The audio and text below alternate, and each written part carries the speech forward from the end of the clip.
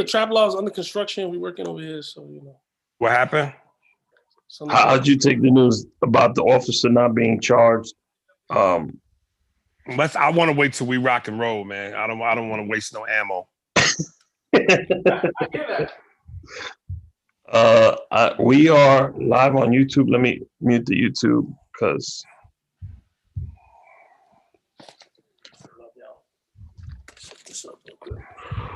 Welcome to the show, episode number 87. What? The road to number 100, which will be on April, starts today. I want to thank Andy Steinberg and the one and only Aries Spears for coming on today. Aries is a part of this show, whether he likes it or not. I always love it. Mikasa Sukasa, baby. What shit is that? This is like dead ass. I know we said it a couple times already, but like we dead ass would sit as teenagers and watch your shit. Like this is surreal. In many ways for us to just be live like this with you. But we really appreciate you, Andy. We appreciate you too. The beard is strong. The beard game is strong over there. I see. I'm the guy you probably ever had on the podcast with his beard. Hide or trying to like fluff my shit out of I think you have the greatest looking beard that we've had on the podcast. So far, yes. Andy. So far, you hold that record down.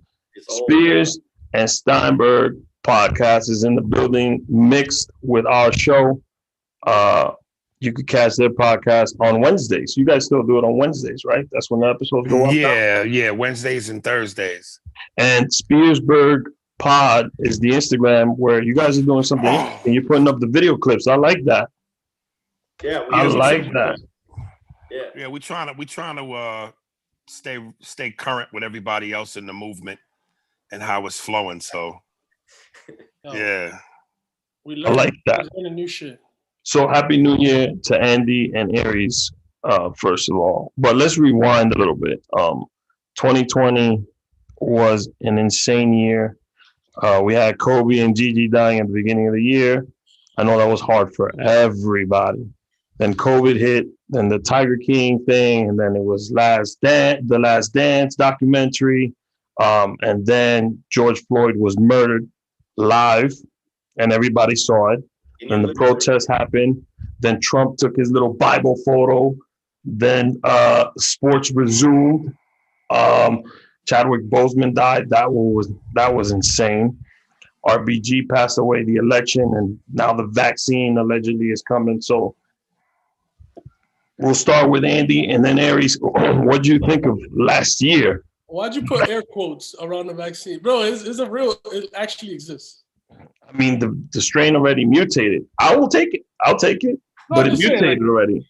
So we can acknowledge that it exists.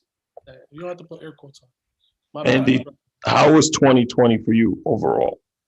Overall, I think if you didn't find out and learn more about yourself during this, you missed out on 2020. Because, like you said, there was a lot of things that were difficult, challenging, horrible, reprehensible, but you were still with yourself the whole time. And it was a different way of having to deal with life in the world. And I think that people should have tuned up themselves. I hope that they did. I hope that they're thinking, but we watched half the country think a different way. So I don't know what kind of tune up they need, but I hope people worked on themselves. That's the best thing that I could get out of this. Real shit. Aries, I think America caught its STD. You know what I mean? It was the year of America's STD. Everybody got disease infected. It was just a horrible time. So, shit. I hope that, along with the vaccine and a new hope and a new president, we could just get a fresh start and correct and right all these wrongs. Now, you mentioned a new president. Today is a special day. They're having that Georgia runoff. And also the news that I want to get into the Jacob Blake news because we actually did an episode just on that subject. Man was shot 7 times in the back and was paralyzed. He's alive, wasn't killed, but the officer's not going to be charged. I don't know what to think at this point. And that just was like announced today, right? Yeah, it was this afternoon. Yeah. So not being charged. Yeah, I'm just, to be honest with you, man, I'm not trying to make light of what seems to be a consistent situation. Mm-hmm. But I'm fatigued, man. I'm just tired of dealing. I don't know how much more energy and more thought I want to put into cops killing niggas. New Year, same shit. So, I know eventually it has to be discussed. And I know at some point Andy and I'll probably talk about it on our podcast. But I'm fatigued, man. I got cops killing niggas fatigue. Oh, I see. That's a big problem for me, the fatigue factor, and it's huge in what you're saying, because I understand your point, and we talked about this a little bit today. We texted back and forth about this a little bit today. The bigger problem to me is not that he's not going to be charged. Here's the bigger problem to me. It's why isn't he going to be charged? And the reason he's not going to be charged is because the system is fucked up. That's the problem. Because when it isn't about that he was shot 7 times and he was paralyzed. It was about, did he feel his life was in jeopardy? And when someone who you tried to apprehend, and apparently I didn't see a video where they tried to apprehend him. I didn't see it. I don't know if you said you did an episode. I didn't see any tasering video where they said they tried to taser him. I didn't see any of that. But if that's what they have, and then he went into his car. If you're a cop and you think that someone is going to pull something out, yeah, you have that the way the law is set up. If you feel you're endangered, you can fire. But 7 to 8, and this is where the justification comes in. After that justification, you can fire. There's no difference between firing 1 or 7 times after that justification. That's a big problem with the law, the way the law is set up. That's if he would decide I was trying to protect myself, I shot him, and you could go any way you want to with everything, that whole scenario. 7 times, that's shot. That you shouldn't kill somebody. That is, you didn't want him to be paralyzed. You wanted him dead. For sure. The problem is, I agree with Aries. That's why I don't. 7 times. Not only did they shoot him, but in the back. In the back, 7 times. And the amount of officers that were in that. And first of all, there's video of it. Like, the reason why all that, like, it's not a case where there's not like evidence, or no, there's video. Like, you see it, and then there's like, there had to be like around 10 officers surrounding him. Is there a need for such excessive force? If there's 10 officers surrounding him, how do you get back to his car door? Like, I have so many problems with this, and I understand the fatigue, but when it comes down to the law, what they're saying is if he felt in danger, why did he ever have to feel in danger? Why did that guy get to his car? Why did he open up the door? And if you do feel you're in danger, how many times do you have to shoot someone? And why not in the leg or the arm? If you're going to use excessive force like that. I mean, I get the whole. This is a bigger problem. This is the problem with the system. It's not about this one officer. It is if you're the Blake family, and I'm not trying to minimize his situation. His situation is horrible. I mean, I don't know. I can't express enough to the family and to himself to have to go through what he's going through. This problem. I don't know if. And this is where we sometimes too often go back and forth and round chasing our tail. But I don't know that when you say the system, this is why I have fatigue. Let's stop the horse shit. When you go, I don't know, well, why he wasn't charged. It's the system. It's because he's white. No, end of story. But the system has to be changed. The whole system. The system's made so that Black and brown people are the targets of this situation. That's what I mean by the system. Not that the system should get them off. I'm saying the system has to be revamped completely. The way we do policing in this country is that system is what I'm saying. Has to be thrown out. We have to redo our system. I mean, look, I'll touch on one part of the system, right? Rick and I work in fields that bring us close to like the criminal justice system a lot of times, right? And so I would say that I don't know how procedurally investigations happen in this police department in Kenosha, Wisconsin. But I'll say that here in New York, right? If you shoot someone, and you're being indicted for murder, or whatever charge, manslaughter, whatever you want to call it, right? Whatever they were charging him with. It typically goes to like a grand jury, right? There's a grand jury that votes on whether to indict you for this crime or not. In this, what I was reading about this case, this is just one thing about the system and how it's different for police officers. One thing that I noticed about this is that they did an investigation, and this never went to a grand jury to see whether the people of the city thought that this was a crime. This was like an internal investigation that happened, within the government without it coming to like what normally would happen is like the people would decide whether they believe this officer's actions were crimes. That's just to say that that's one thing in this system that is different for police officers or law enforcement folks than the rest of us. That if you just change that one thing, I think it increases the chances of shit like this. And get rid of police unions. That's one of the main things. That's the main one. But there's one more thing that I want to add to this, because my brother was in the military, and there's rules of engagement. And the rules of engagement in a hostile enemy situation where you're under fire from an enemy that's their job is to kill you, there's rules of engagement on how you can fire and how to use your weapon and when you can use your weapon. This is our country, and the quote is to serve and protect is what's written on your your vehicle. This is your own people, and you don't have those same rules of engagement. Your rules are completely different, and then, like you said, it doesn't even go to a grand jury. When do the people give up their right to decide what a hostile action is towards its citizenry? That's why when I say the system areas, I'm not meaning that the system needs to be. I'm talking this system is fucked up. That's what I'm saying. It needs, and we hopefully with what we have, the changes that are making, hopefully this runoff election that we're going to have, hopefully the people will be in power that can make these changes.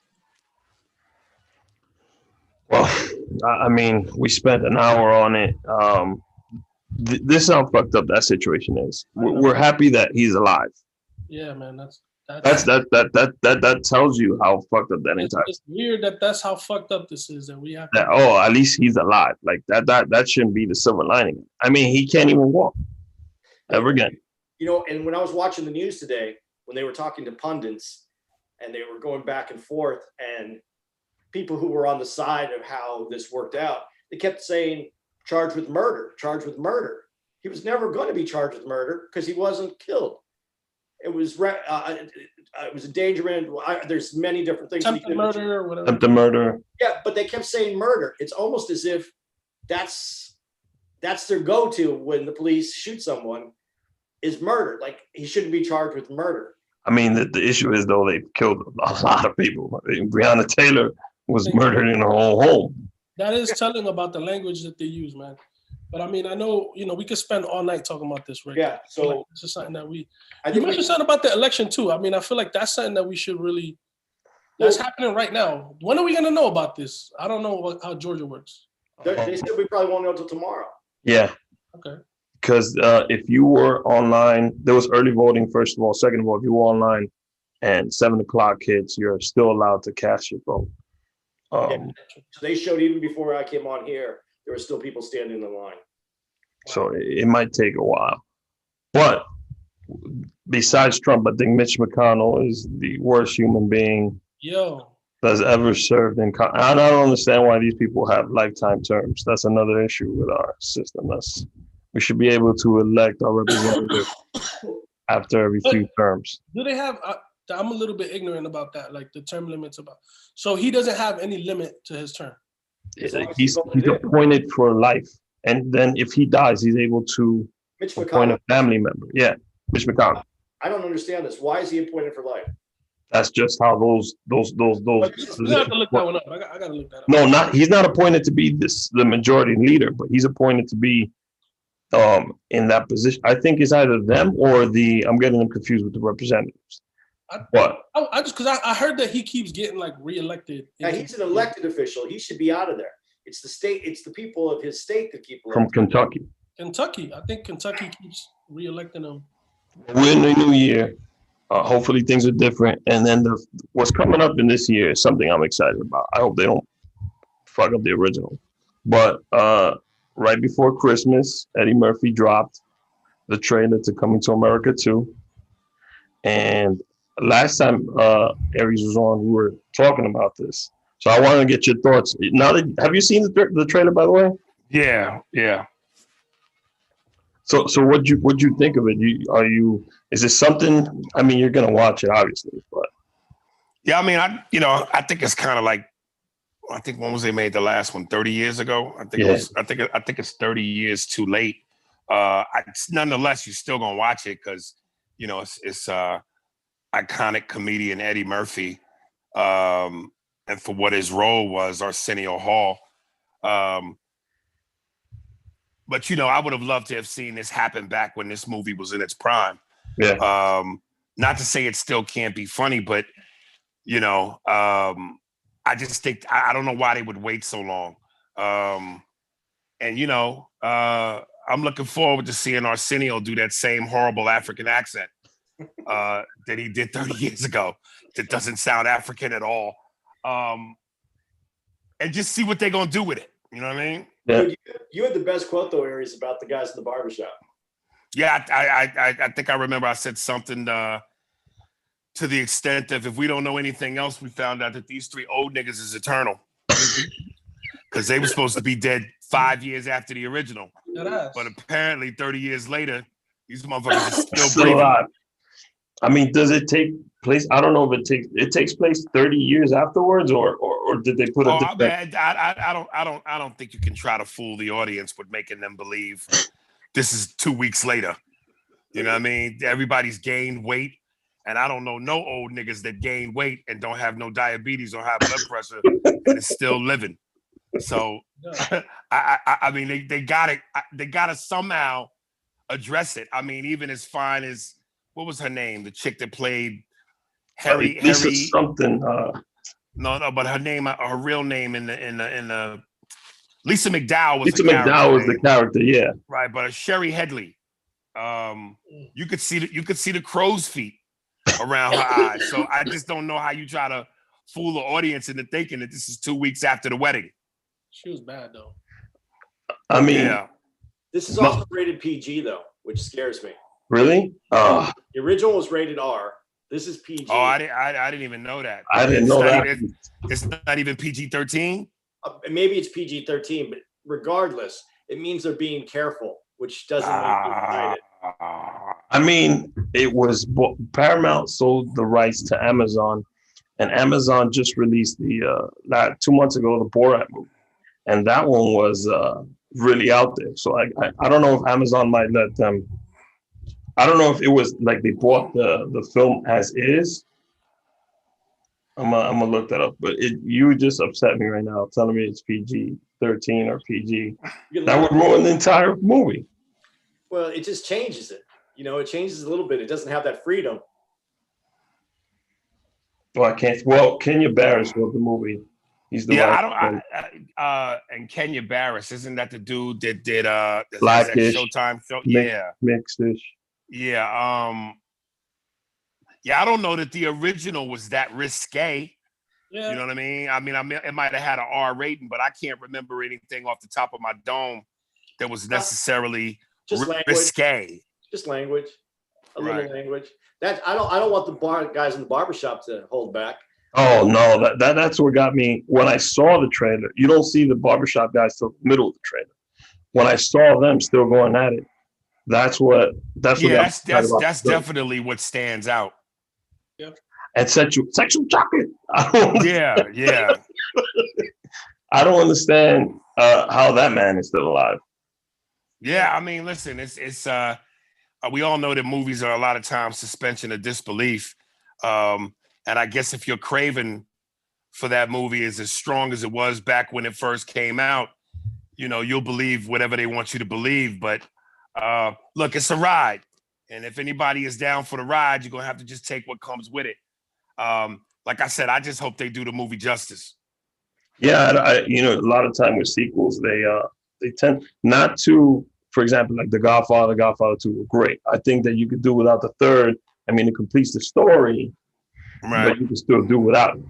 I hope it doesn't do any damage to the original, but Right. I'm very excited about that. Excited that Eddie's back into, because he's also want to do another Beverly Hills Cop movie. That'd be interesting. I don't know about that one. I don't know if I need that one. I feel like we can leave that. I mean, he got to do it right, especially if you remember Beverly Hills Cop 3. Yeah, and Wally World. Yeah. Yeah, we don't need that one. I feel like we can leave that one alone. I mean, Eddie, he did Dolomite. That was good. I liked it. I liked him on SNL. I liked his monologue on SNL. I like Dolomite though a lot, honestly. I didn't think I was gonna like it that much, but I really like it. I don't know. He just got that itch back, and I think Eddie wants to. I don't know. I don't know that he's got the edge back. I think he picks. No, not the edge. The itch. The itch. Oh, I think he wants to do the comedy. But Dolomite, I think he picks. He picks his moments. He seems like he's playing everything comfortably. You know, if there's some edge to it, there's some edge to it. But I don't think he's looking to be edgy. I just think he's looking to be comfortable. But that's why I like Dolomite so much, because it was a departure from all the Disney stuff he had done. That's why Dolomite was great. It was just he was back to Eddie. Yeah, that's how it felt. It felt like a much more like because like the Disney stuff felt like really sanitized, you know, Eddie. Well, not that it was bad. It cleaned him up, and I feel like you can't be Air Jordan forever. At some point, you got to be Washington Wizards Jordan. Yeah. Yeah, but you know what? When you're $100 million Disney Eddie, that's nice and all. But I want to see a little bit of gritty Eddie. I still want to see the $1.99 store Eddie. You know, I want that one. Well, allegedly, I think is it an excess of $60 million from Netflix to do a stand-up special. I mean, you talk about a challenge. I don't think he's done stand-up in a long time, and to do a whole special, there's a lot of like expectations to it. So I don't know. It's easy for him to flop on that. I don't know. Yeah, I mean, you guys do stand-up regularly. It's like riding a bike, but you gotta continually. Your timing still has to be there. Dude, we take 2 weeks off, and I'm not saying this for Aries, but I take 2 weeks off. I'm like it doesn't feel the same. I feel out of shape. Yeah, listen, Dave Chappelle set the bar. So we all know that Eddie's Eddie and his name carries weight.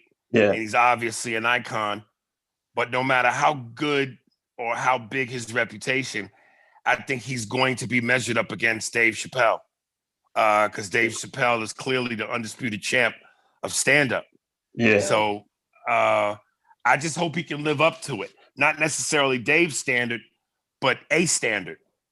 I mean, Raw and Delirious are like two of the greatest stand-ups to be done. And that's... Yes. So for him to come back, that's 84, 30, over 30-something years. Right. And to try to do a special, it's not going to be the same. I mean, it's like, I'm going to use Chris Rock for an example. I saw Chris's latest stand-up, and I remember when he did Bigger and Blacker at the Apollo. And the Chris Rock at Bigger and Blacker was way funnier than the one that's out now, that's doing material now. Tambourine? Tambourine, I think. Yeah, that's the last one he did on Netflix. But like I said, I had said to Andy when I stand up, because I know that Kevin Hart caught a lot of flack for his latest special. What was it called? No fucks given. Fucks given. Yeah, and it's like, dude, it's just hard next to impossible to crank out hit album after hit album after hit album. At some point, it don't matter how good you are, you're going to hit a low. It's just inevitable. No one is 100% airtight, unfuckwittable forever. It just doesn't happen. Just for your younger audience, I want to explain that an album was like a giant CD. And if you don't remember... a vinyl record. Yo, that's an important distinction to make. I think that ties into what's going on. But why I don't know that an Eddie Murphy stand-up would be like I would love to see it, and I would definitely watch it. I don't think that the way that kids that are like people that are younger than probably 30, 25, I think the humor is different, man. I think that the he might not be able to connect with that audience. yeah, I don't know. Well, I mean, but talent is talent. Talent is talent. You know, it don't matter. No, I'm not even saying that he won't. I'm saying like I'm thinking about like what things we love about Eddie Murphy, like I love about his stand-up and different things. Yeah, but I don't think Eddie needs to play to a younger audience. He's big enough to where his position is solidified. Yeah. His people will come. You know what I mean? So I don't know that he has to try to dumb down or try to play to an audience that he does not need. See, that's the hard part though for someone like Eddie though, because going back to the gym to work out those skills, and you said his people are going to come. I mean, I think that would be the hardest thing, to take a break like that and then have to go back to go and try to work out that first 5 minutes, trying to get 5 minutes again, trying to get 10 minutes again. When you know all that, you're going to go up on stage for 20 minutes and maybe 2 minutes is going to be good. I mean, Eddie's a genius. So, okay, maybe he has 10 good minutes, but he's still going to have 10 minutes to suck. That's the hard part. I just think if he just doesn't give a shit and lets his wits go, I think we'll still get something really good. And we're gonna find out with this first movie. And I think he's done it the right way, getting back into it, doing, he did Dolomite first, then went back to SNL, and now he's doing another film. He's warming up to the right way.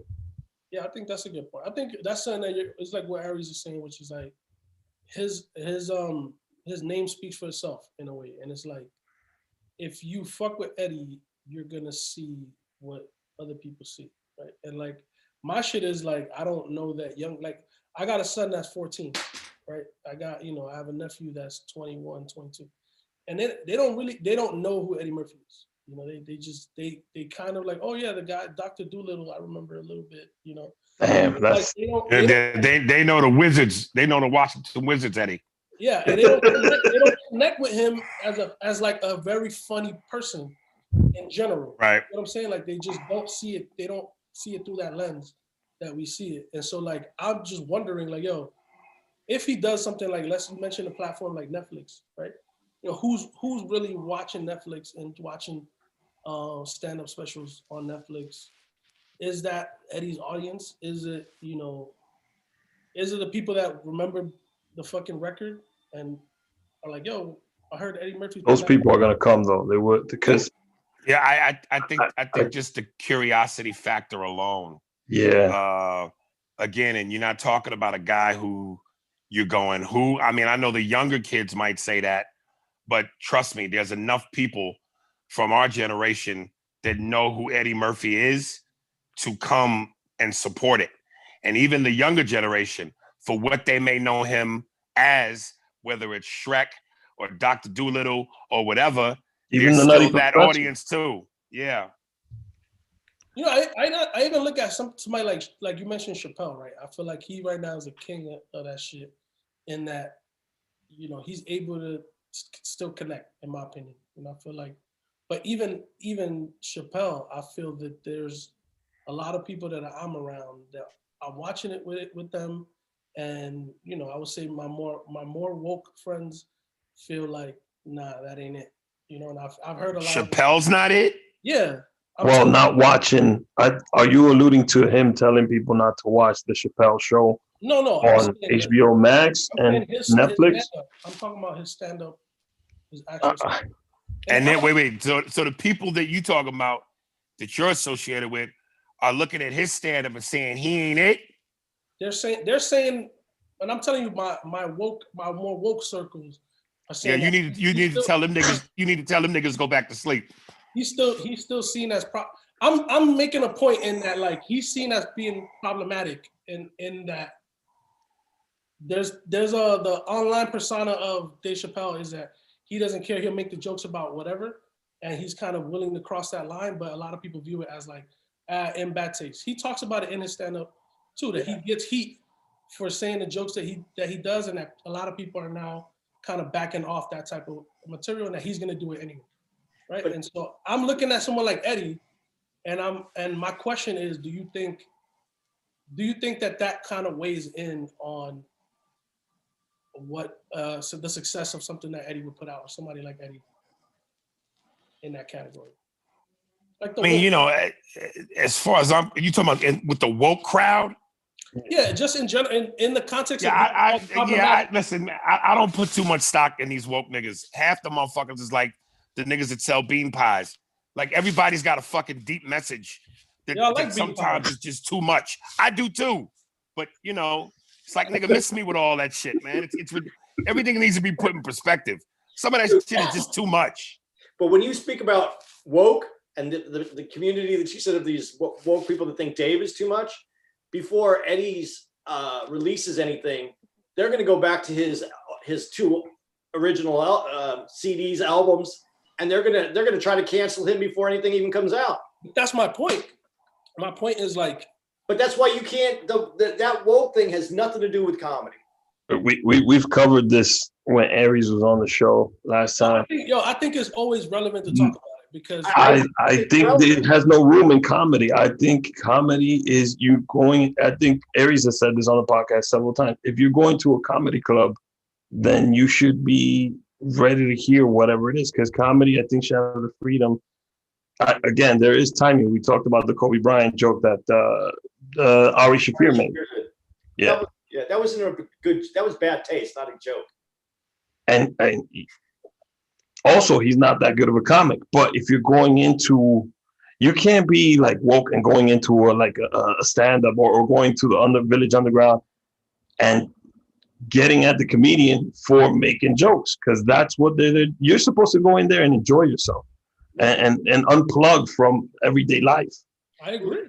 There's 2 other parts to that though that I think are important. One is when you go to a show and it's not for public, it's not for the universe. I mean, when you're a comic, you're working out things. You may fuck up. You may say the wrong thing, but it's not, you're doing it for the 25, 50 people in there, not for, and I'm talking about the small rooms where you're working out news, not for your phone and to release to the whole world. That was you trying to work out something in your head.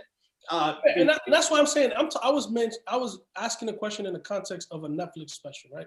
Yeah. So we all know Netflix is a mainstream platform. They do remove content based on their customer feedback and like people saying like, oh, this show is problematic.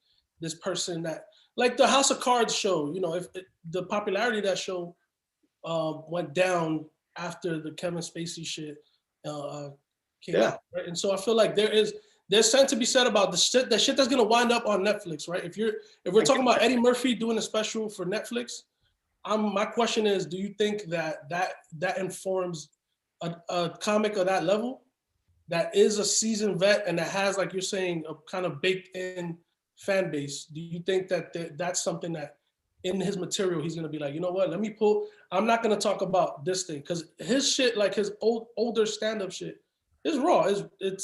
There's a lot of shit that the average comic is not saying even now. Today, but that's 30 years ago. We've all grown, we've progressed. I don't think he would be doing that same thing.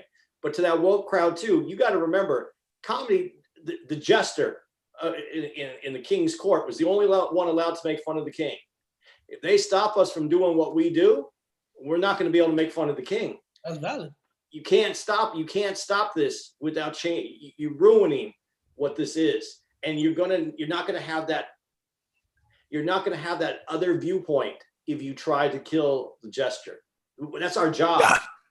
Yeah, I'm just a little bit curious when you use the House of Cards as an example, just so I'm clear, what were you really aiming for with that in terms of a point?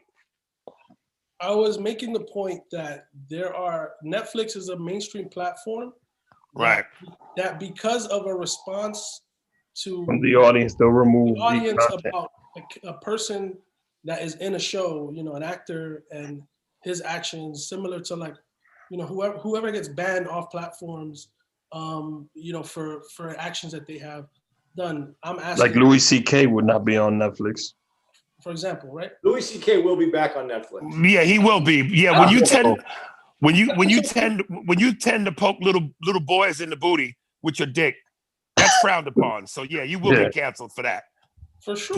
pulling your dick out in front of a bunch of females. He'll be back. Louis C.K. will be back on Netflix. Especially if you asked if you could pull your dick out. And I understand the distinction that you're making. And I think I didn't think Louis should have lost $35 million for that. I think it's valid. And what I'm saying is there are people who will cancel someone for whatever, for things that maybe are on one end of the spectrum of like a crime and morally that we will all see it as something bad and something that maybe will be frowned upon by society. Yeah, there's people that'll cancel you for sneezing nowadays just because that's the era that we live in.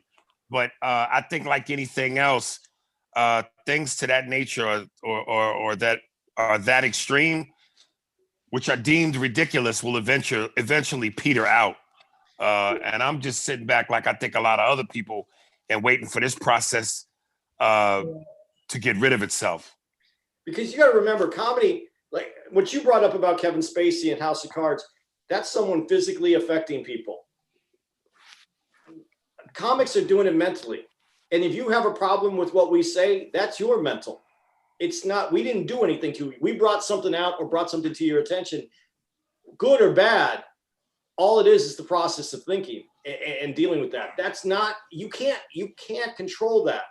You can't legislate it. You can't put, I think that the movement of woke, your woke circle that you talked about, I think that they're being more strategic about what they want to remove now too, than they were even when it was Louis C.K.'s time. I think they're being more strategic because they're seeing that they can have a bigger impact if they go after people that they can change society rather than trying to control society. And trying to stop a comic is controlling society, not changing society. Now, I had Andy Haynes on. He's another stand-up comic. I've asked this to several stand-up comics. Is there a place you won't go when you're on stage? Now, Andy said he would not make fun of someone who's disabled. And he wouldn't go there, or a trans person. He wouldn't go there. He has certain limits. Do you, Aries or Andy? No. No? No. No. I didn't even want you to get the words past your teeth. No. I think there's like anything in comedy, it's timing. But I think at some point, given the timing, anything and everything can be dealt with. Depending on how hard your joke is, depending on who's in the audience that you're saying, it has to be that much funnier. It's a sliding scale. If it's going to be hard, it has to be really funny. But this is where great comics become great comics, is because you're willing to go hard because you're that funny. Also, remember the people in your audience. If you might have a disability, don't you want to be part of the other fun? Everybody's getting fun poked at them. It depends if you're hurting them for being, let's just say, in a wheelchair. If you're hurting someone for being in a wheelchair, but you can also uplift someone with humor in a wheelchair. So you got to understand how to play that though too. Context too. Right? Yeah. Now, the NBA season is upon us, and there's a question that Aries does not like to address ever, but now we have to bring it back up because the alleged king has won another title, and now that makes 4. Who alleged this? It makes 4. So yeah, that for me it's simple. I'm gonna cut you off now. You didn't even four don't beat 6. So until he at least ties it, this for me is not even a debate. I don't know how many. I think it's 10 finals appearance, 10 or 9 finals appearance, and 4 world titles. Yeah, that don't mean shit. That don't mean shit to me. All that don't mean shit to me. How many teams you've been with? How many finals appearances you've made? That's window dressing. At the end of the day, it's about them rings. And Mike has 6. He has 4. So if he gets 6, debate. Do you think the debate is valid at that point? He's got to get 7. 7. You got to beat him. There's people that argue that LeBron has not just a player, but an athlete, has done more than Michael for the culture. Culture? Okay. Did he change the game, though, of basketball? No, because the argument has now gone from, I guess these are LeBron supporters. I mean, kudos to LeBron for all the stuff that he does, but the argument's gone from on the court stuff to off the court stuff. Off the court ain't got shit to do with basketball. Those are Bron sexuals be reaching, baby. So that ain't got shit to do with on the court. I mean, they go to the school that he started, all the money that he donated. Don't mean shit. It don't mean shit. What that ain't got nothing to do with on-court accomplishments. So you want to give LeBron the Better Person Award, the Better Human Award. That's basically what their argument is, and the argument also now is he's got four. Well, I mean, this argument, whenever he wins, it gets more heated and more escalated. And now he did it as a Laker, so there's that extra sauce on it. But 6 for 6 to me, that's where the argument ends. Because listen, if he never wins another ring, then he ends with 4 and whatever records he has. So you're telling me that based on 4 championships and whatever records he has, he's better than Mike? That's absurd. The way I see it is Mike won. Kareem 2, and a close second is also Kobe. Kareem doesn't get the credit he deserves sometimes. I think Kareem gets exactly the credit he deserves. There's a lot of ingredients that make up a gumbo. You can't just say you have a gumbo with just shrimp or just sausage or just rice. There's a lot of things that make up a gumbo, and a lot of times Kareem had a lot of factors that made up his gumbo, but he was also missing something. Impact, how you change the game. Global impact. Kareem never had a global impact. Kareem may have changed the game in the sense that I remember when he was at UCLA, there was a no dunking rule that they implemented because of him, but that's college basketball. That's not the pros. How did he change the game on a global level? He didn't. Michael did. That's a major ingredient to the gumbo. I also don't understand how they skip Kobe and they automatically go to the LeBron Michael argument, because I think the closest thing to Michael since Michael was Kobe. They Absolutely. were like identical in the way they played the game. But he didn't change the game. He played Michael's game. I'm not taking anything away from Kobe. If I was drafting, I wouldn't draft Jordan #1 because I could always pick up Kobe. I would take Magic 1, and then if someone took Jordan as 1, then I would take Kobe, and I'd feel I was in the same place with my team. But that's because Kobe played the same game. He didn't change the game. He just played someone else's game. LeBron, I at least give him credit for that. He's a whole different kind of player, but he still didn't take this game to the level that Michael did. I just think this generation of ball players a little soft. I remember Barkley, Olajuwon, David Robinson, Sean Kemp, Scottie Pippen, Charles Oakley, Patrick Ewing. These guys didn't want to play with other stars. They had their own teams. Listen, and man, I don't know if you could find this clip, but it was one of the funniest clips I had recently seen. I'm a big fan of Inside the NBA on TNT. Yeah. And I think it was the opening game of the season between the Clippers and the Lakers. And they showed an interview that Charles Barkley did with Kevin Durant. Now, apparently, Kevin Durant and Kyrie Irving are like super tight. And I guess at one point, Kyrie Irving made some comments, and Charles Barkley, in so many words, said to Kyrie Irving, "Just shut up and dribble." So I guess this pissed Kevin Durant off. So there's a segment on the opening season of that game where Charles Barkley, I guess, was interviewing Kevin Durant, and everything he had asked him, Kevin Durant kept giving him one-word answers. And he was looking down also. I remember that clip. Dude, and the two of them was doing like there was a stare down. And when they cut to Barkley's face on the stare down, dog, it's one of the funniest clips I've ever seen. And Shaq just loses it because you could see from the clip that Kevin Durant was taking up for his man, and his attitude was like, "Fuck you, Charles." But Charles ain't no weak nigga. He don't come from that era. So Charles was looking at him like, "Motherfucker, really?" And the silence, the awkward silence, and the stare down is gold. You don't have to look that shit up, bro. I need to see it.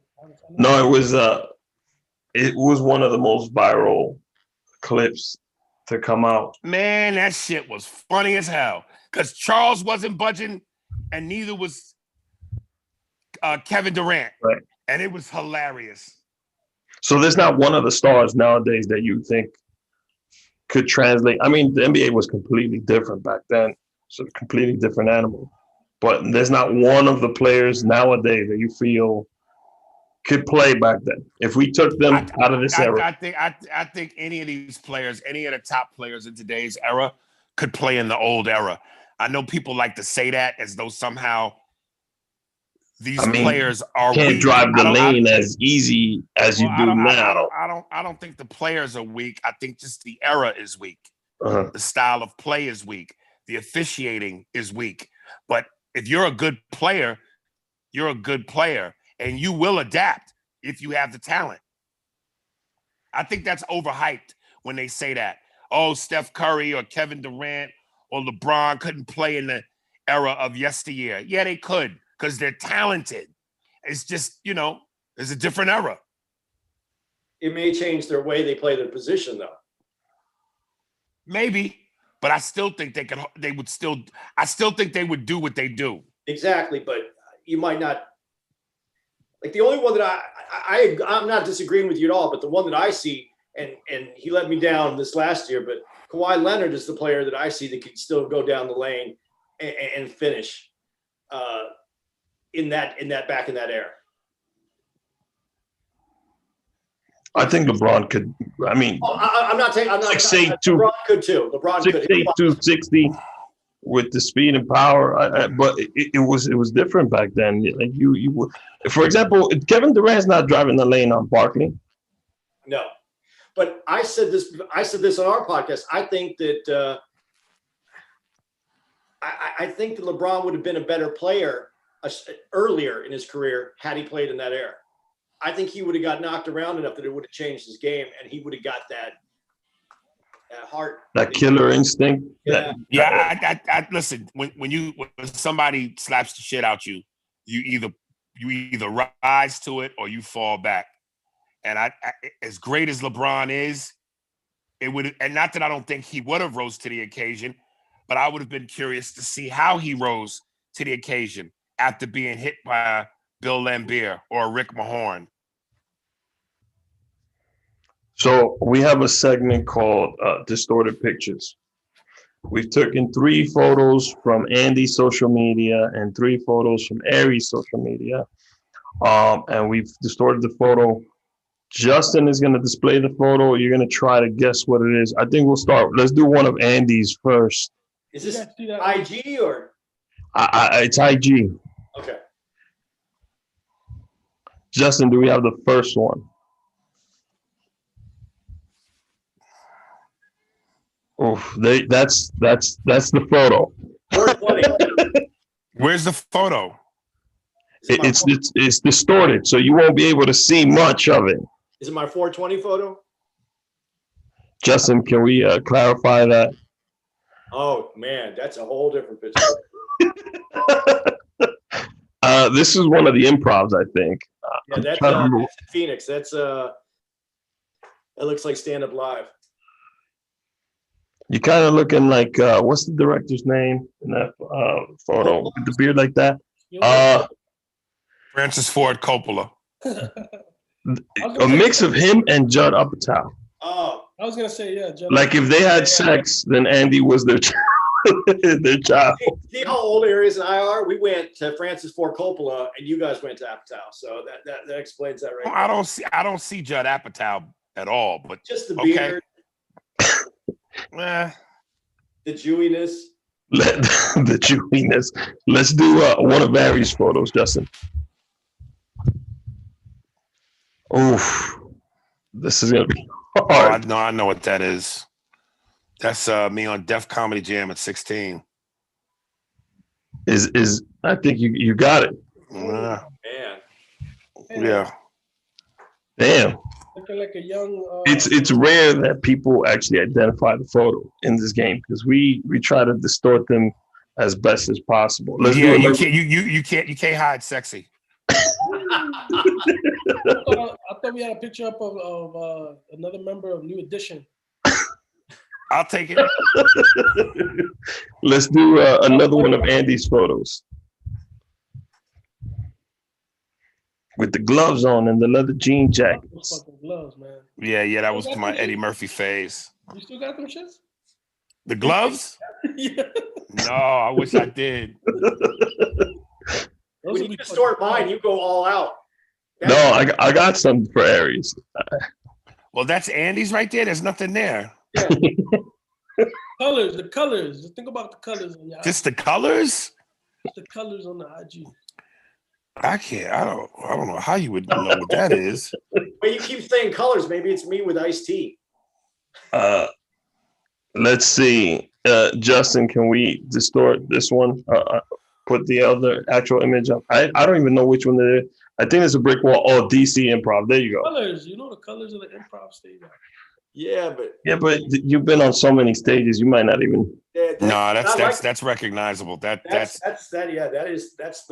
one of the clubs in the country. You know that from the sign and the roof. Exactly. Yeah. But I didn't see that in those. All I saw was mine. Yeah, I don't know how you would have been able to do that. Let's go another one of Aries photos. See, there's an image there at least. No, that's me with somebody. Justin, let's clear up the image. Oh, that's what it is. Yeah, but it looked like it was flipped around the other way because I see me with the black t-shirt. But on my phone, it looked the opposite way. Like I was standing where Cuba is. Yeah. A lot of people forget you were in that film. You were one of the funniest characters in that film, by the way. Yeah. Let's do Andy's last image. This one's pretty funny. What the fuck is this? That's another one. It's going to be another club shot. I have no idea, man. No. I don't remember what photo this. Justin, can you bring this up? This is not even. Boom. Oh. We could at least put a little bumper there so we could. And I know who. Yeah, that's Utah. Yeah, is it? No, that ain't Utah. That was in Irvine. Yeah, I know. Yeah, I know exactly who that is. Yeah. Let's do Aries' last photo. Cost $5,000 to get that pussy. This is the past with me and John Leguizamo. Damn, how'd you before we? I mean, yeah, that show the image, Justin. I think it's Freddie Rodriguez. Yeah, Freddie Rodriguez, but I knew it was the past. How'd you know? How'd you get that? One of my favorite movies, by the way, man. Yeah, I just, that yellow. I remember that. I don't really wear yellow. So, I remember in the movie I wore yellow, and I thought that was John as playing the Asian character with the jet black hair and the black top. But yeah, that's Freddie. Did you like that movie? You said that's one of your favorites? You know what it is? I'm a big Leguizamo fan, and it's like a movie that when we were kids, like we thought it was the funniest shit we ever seen. Like, dude, it is funny. I don't know how it's not one of the cult classics that everybody that underground one. One of my favorite scenes is when John, I guess they're in trouble and they had to kidnap one of his friends, and Aries is upset, like, I thought I was your best friend. Yeah. You are. That's why I picked it at the Ninja. Right. I thought that movie was great. We watched that shit like 30 times in Rick's grandmother's house. Wow. Funny story is we tried to get John on the show. His cousin Gene had the DVD, like the VHS. The VHS of it. Right. We tried to get John on the show. It's hard to get him to commit to a date. We had his sister on. She's pretty cool. And then we have one last segment. Aries, you went through this one before. It's called 3, 2, 1. Three things that you are watching currently. Oh goodness, right on time. You right on time. Good Lord Bird, which I finished. I just almost what's the show? Your Honor. On Showtime with Bryan Cranston. Yeah, and City on a Hill with Kevin Bacon and Aldous Hodge. I saw your post earlier about it. I haven't seen it. Man. Definitely have to check it out. I love Kevin Bacon in that shit. I love that. Oh, he's fucking phenomenal. Fucking crazy Kevin Bacon. I need more of that fucking crazy. Oh my God, he's phenomenal. I need that shit. Andy, what are 3 things that you're watching currently? Good Lord Bird, number 3. Number 2 was Boys. And right now, it is all about Cobra Kai. Hey. I have not seen season 3 yet. It is. I fucking love that shit too. Brent Ernst is back and funny comedian. And I mean, I've been digging it. But Boys was awesome though too. I like that series as well. The Boys. The Amazon, yeah, I liked it. It's interesting play on superheroes. Well, it was so smart because wouldn't a superhero be a dick really? If you think, yeah. Loved it. I thought the first season was a lot better though. Honestly. Yeah. I guess it's because you didn't expect the superheroes to be the way they are, and it kind of throws you off. I was going to say Mandalorian at number 3 instead of Good Lord Bird, but I really like Good Lord Bird. But that Mandalorian series is another one that's been. That is a good one, actually. And the Queen, I'm surprised nobody said the Queen's Gambit. Have you covered it on your podcast? Have you guys seen the Queen's Gambit? I'm only halfway through season 1 right now. I've never heard of it. The Queen's Gambit. Okay. I would like to see Aries watch it though. I don't know that you might. You're not. Are you a chess player, Aries? Not at all. Yeah, I don't know if you. I think it would be. I don't know because I had a hard time. I mean, I like the character development, but it's slow. It moves slow, like chess. It moves slow. It moves slow. It's a good timepiece though. I'm not really a chess player, but I liked it. I liked the sets, the costume design, the story is pretty good. Yeah. What are 2 things you guys are listening to? It could be a podcast, audiobook, music, a record. Any albums? Y'all listening to hip hop right now? No, man. My hip hop. I'm past that age where it's like if it ain't my era, I don't fuck with none of this new shit. I'm stuck in the 90s. And musically, I've been playing the shit out the Bee Gees. Oh, did you watch the doc that Yes, sir. Yes, sir. Pretty good. On the road with them, I can hear Bee Gees just coming out of his headphones the whole time. Yeah. So that's where I'm at. Andy, what are 2 things you've been listening to? Dude, it's the 2 things I yell out to my Alexa. It's Rolling Stones and it's James Brown. Those are the 2 things that I shout out to my Alexa. The Man's World, one of my favorite songs ever by James Brown. Next right there that you got going. And one thing you guys have been doing during quarantine to keep your sanity. Fucking. That's important. Always. That's fucking important. Has it improved your sanity though? Absolutely. I was going to say working on my stroke, but you got that with I've been trying different techniques. Okay. Like the other night I went in real slow and soft, nice, and I stayed nice throughout the whole trying to change it up. I felt like I was a new pitcher on a team coming in to give her a new style, a new me. I've been mixing it up. Knuckleball? Yeah, I threw a knuckleball in there. That's good. Going over the plate, nice and slow. Yeah, man, you got to move them around. She said, "No, we've been together every day." Not that you people who listen to your podcast know this, but I moved out here not too long before COVID, just a few months before COVID. So where from? We got locked down in a small apartment we were living in Harrison, and we only had 570 square feet. and we had just been together after being separated for 4 years. Oh shit! Wow. Yeah, we were doing long distance. I was still in Phoenix. She was out here. So there's a lot of fucking going on right now. Yeah, well, now, but you know, there's gonna be a baby boom now. No, man, I had that turned off. That is not gonna Turn the faucet out. That cake got tapped a long time ago. No. Okay. Hey Rick, you are down with getting a vasectomy if your wife asks you to? Absolutely not. We had this conversation the other day. We were at somebody's gender reveal, and wife made us. What got me upset was she made the sign, like she went to her husband's crotch. She was like, "Yeah, we got rid of that and did that." And I don't know what it was, but it bothered me. Like, first of all, you made the man get a vasectomy, and he agreed to it. That's on him. But then just the way she was just flaunting and talking about it, I turned to Jessica and I was like, "Yeah, that's not happening with us. I would never do that. I don't know what it is. I wouldn't do it." My second son was kind of a surprise. Mm-hmm. Happy surprise, but at that point I was like, but that's the last surprise I want to have that way. And so I was good at 2 is all I ever wanted to have.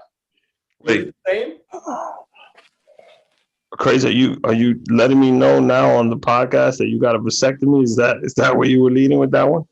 No, I haven't done it yet, but I'm seriously considering. Oh my god. Yeah, how many kids? There's a lot of dudes running around who don't get vasectomies but still have their balls cut off.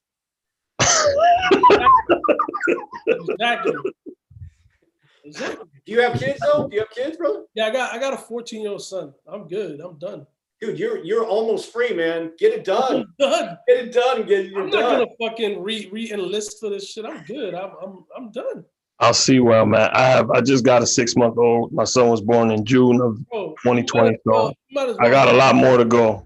You might as well have another one and just knock them out back to back. Like the worst thing that could happen is that you have a kid like when Jonas is like 10, 12, is like you forget all the shit and then now you have to try to do all this shit again. Yeah, you don't want to go back to changing diapers, man. No, I'm done. I was happy to be done. Spears and Steinberg comes on Wednesdays. You can follow Spearsberg Pod, I think the Instagram. I want to thank Aries and Andy for coming on again. It's always a pleasure to chop it up with you guys. Fan of the podcast. Love what you guys are doing. Love you. Much success in 2021 and keep bringing the content for us. Appreciate y'all, man. Thank you for having us, man. And as always, one day we got to get y'all on our shit. Mi casa, su casa, baby. Anytime. De lo mío. We're having a discussion. I don't know if Andy saw the clip, but we told Aries there is a my nigga for like Spanish people.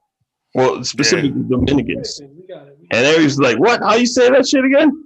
De lo mío. Personal. There it is. Aries Spears and Andy Steinberg, ladies and gentlemen, thank you for coming on. Always, brother. Appreciate y'all, man. Thank you.